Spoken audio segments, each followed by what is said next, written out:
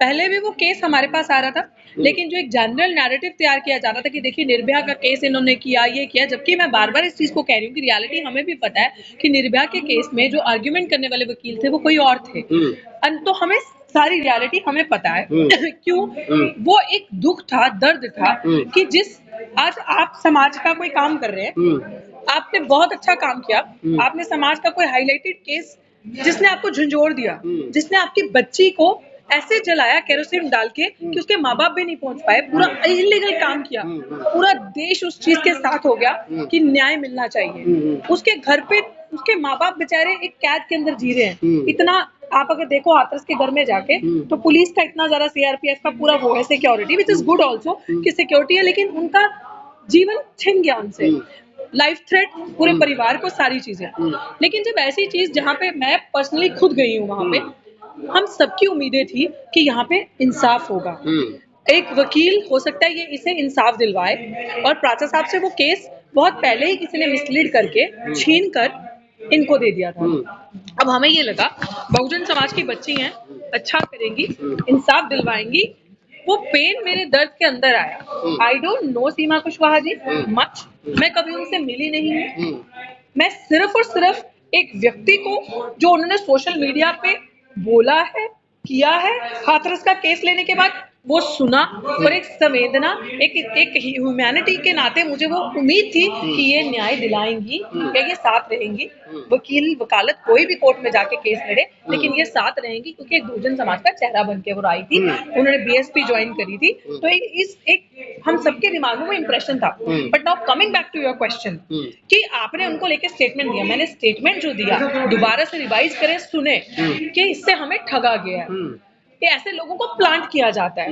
या ऐसे लोगों की पता नहीं क्या मजबूरी रहती है जो ये लोग उनके चंगुल में आ जाते हैं, कॉन्स्पिरेसी के तहत इनको लाया जाता है, इन पे इन्वेस्ट किया जाता है, और फिर बीजेपी के जो अपराधी, उस अपराधी जो यूपी में सरकार, पूरी योगी सरकार लगी है उनके परिवार को बचाने के लिए, इसमें 3 बरी हो चुके हैं, एक को 10 साल की जेल हुई 4 अपराधियों में से। कैसे आपकी, मैं कह रही हूँ ना, हम शर्मिंदा है, भी उसके कातिल जिंदा है। आप सोच सकते हो निर्भया के कातिलों को अगर फांसी हुई तो क्या इनको नहीं होनी चाहिए थी, सिर्फ इसलिए दलित समाज की बच्ची है, दिल्ली कैंट की नांगल की बच्ची कंटोनमेंट वाली, अभी तक उसका केस वहीं पे, वो भी प्राचा सर लड़ रहे हैं। किस तरीके से, हर तरीके से आरोपियों को बचाने के लिए साजिश होती है। और जब अनफॉर्चुनेट स्थिति ये थी, और उस प्रेस कॉन्फ्रेंस का मोटिव ये था कि वकील ही जब आपके साथ ना रहे, जब आपके वकील को ही खरीद लिया जाए, तो फिर आपके पास क्या बचा? आप इंसाफ कहाँ से लोगे? वकील पे और कानून पे तो विश्वास करते हो ना, जिसको सब कुछ बताते हो। तो इसलिए वो प्रेस कॉन्फ्रेंस करी कि महमूद प्राचा, एक सेकंड नहीं, पहले सुनिए, महमूद प्राचा जी ने सिर्फ एक केस की हियरिंग करी अभी, उस केस की 1 हियरिंग, उसी केस के अंदर हमने बैकफुट पे लाया पुलिस प्रशासन को, और वो जो लोग बोल रहे थे कि घर इनका ये वाला घर दे दो तो हम दूसरा घर देंगे, वाह, विक्टिम के परिवार को आपने मार दिया, और सरकार कब से बार्गेनिंग करने लगी। महमूद प्राचा जी ने ऑर्डर में आपको पढ़ के भी सुना दूंगी, जो लाया है वहां पे ये बोला है बहस में और ऑर्डर में कि घर उनको नोएडा में नहीं, दिल्ली में घर दिया जाए, और परिवार के एक आदमी को, एक को नहीं, एक आदमी को सरकारी नौकरी दी जाए। ये ताकत होती है अगर आप ईमानदारी से केस लेते हैं। इसके लिए तो बधाई आपको, लेकिन मेरा सवाल वही खड़ा, आपकी नाराजगी जो है वो इस बात को लेकर के है कि सीमा कुशवाहा ने जो मनीषा वाल्मीकि का केस था उसको सही तरीके से नहीं लड़ा, या इस बात को लेकर के है कि उन्होंने बीजेपी ज्वाइन कर ली? दोनों, क्योंकि बीजेपी ज्वाइन कर ली, अगर वो उनका पर्सनल मैटर आप करें, लेकिन इतना समाज से हाईलाइट होने के बाद,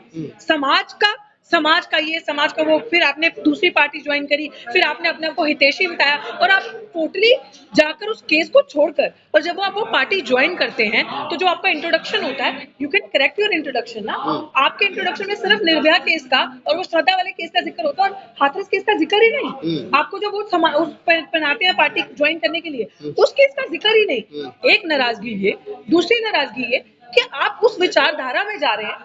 हम लोग आपसे उम्मीद कर रहे हैं कि आप इंसाफ दिलवाएंगी, हम लोग आपसे उम्मीद कर रहे हैं कि अब लड़ाई लड़ी है, जैसे निर्भया के उनको आपने जो भी उसके अंदर छोटी मोटी भूमिका निभाई, अब यहाँ पे करेगी, और आप जाकर उस विचारधारा के साथ मिल जाती है जो विचारधारा दलित आदिवासी बहुजनों के खिलाफ है। फिर आप में और उन 131 दलालों में जिनसे हमें खतरा है, जो हमारे लिए बोलते नहीं है, उनमें फर्क क्या रहा? तो एज ए वुमेन मैं इस चीज को कंडेम करती